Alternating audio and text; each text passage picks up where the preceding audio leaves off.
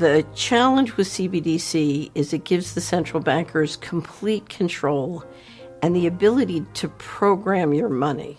What it does is it gives them the ability to say what you can use your money for, where you can use your money. It's called programmable money. Some people call it smart contracts. I call it very stupid contracts. Let me kind of set the stage for you guys. So Catherine Austin was a guest speaker at a Hillsdale College. And so on this video, what she's speaking about is the CBDC, which stands for Central Bank Digital Currency. And so she was really touching bases on how important she feels it is for us to keep the cash system alive, because to completely rely on digital currency, she feels it would be very dangerous and detrimental to us, mostly because of the government under which we live. And she was also speaking on how with digital currency, it would be that much more easier for our government to kind of control us within these smart cities that they're preparing and planning for us in the very near future, right? So let's go ahead and jump back into this video. It's a currency issued directly by the central banks. It can be done on a wholesale basis, which is to essentially allow the commercial banks to issue it on a retail basis and do the management of it on retail and then relate back to the central bank, which will be a wholesaler, or it can be done directly by the central bank doing directly a retail CBDC.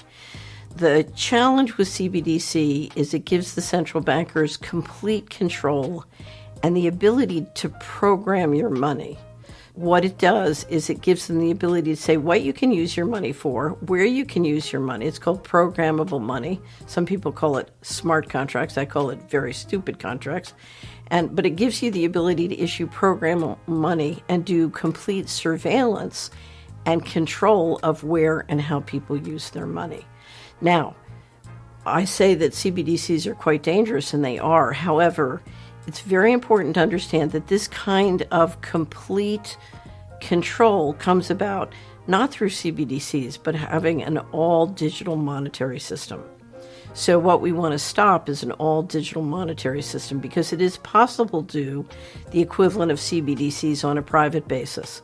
So I can use merchant codes with your bank account and your credit card. I can kick you off your online payment systems if I don't like what you're saying on social media. There are many different ways if we go to an all-digital financial system. We have digitized throughout our economy, so our homes are full of digitized equipment that can be identified and surveilled. Our cars are more and more electric. They can be stopped remotely.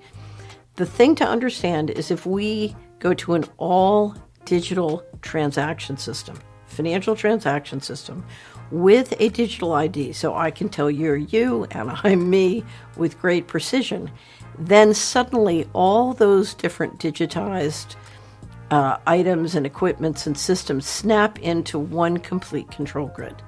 And the key to that snapping into the control grid is the digital ID and the all-digital monetary system. Now, let me tell you what that looks like, because we don't have a financial problem. We have a governance problem.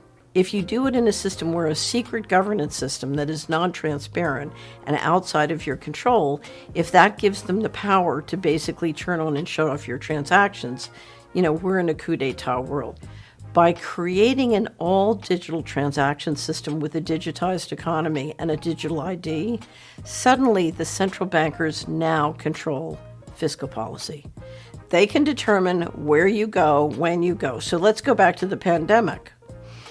During the pandemic, if the lockdown said you can't go more than a mile from your home and you can only go that on Tuesday and Thursday, in an all-digitized economy with satellite flying overhead, they can literally track you, and if you don't do what they say, they can turn off your money. Now, what this means is you not only have usurping of the people's representatives, but you have a usurping of the state powers.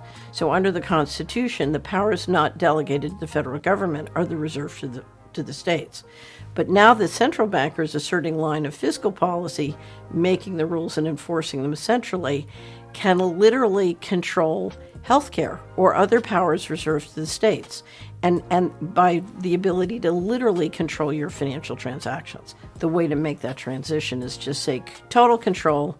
If you don't eat cricket flour and synthetic meat made in a lab, we'll turn off your money. Use cash, encourage the local businesses to use cash, encourage your local banks to support cash. You can always use cash, and you can use checks. Keep the cash and check systems going. And so these smart cities, and I guess this overall smart world in which we live, is starting to sound more and more like entrapment or something, right? Because we have to give so much to receive, so little, especially something so little as convenience. Like, we should be able to have convenience without compromising our freedoms and our rights, right? But it's really starting to sound like a totalitarian, political takeover of some sort. Like, really, you know what I'm saying? No fear mongering. It's just the plain understanding that the more power and control the government has, the less power and autonomy we the people have, right? And we know convenience can kill. It really can. So yes, it's convenient with the digital currency, you know what I'm saying? And I'm sure it would be even more convenient to have everything within a 15 minute radius of our front doors. I'm sure that would be convenient. But at what cost? What cost do I have to pay? With the very little rights and freedoms that we have now. At what price do we what we got to pay for it?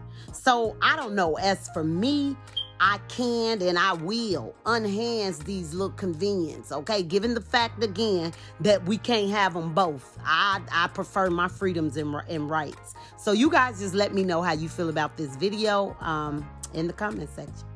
Hey everybody, I'm Unpopular. Just stopped by to share my thoughts with you guys. That is, of course, with those that are interested in hearing them.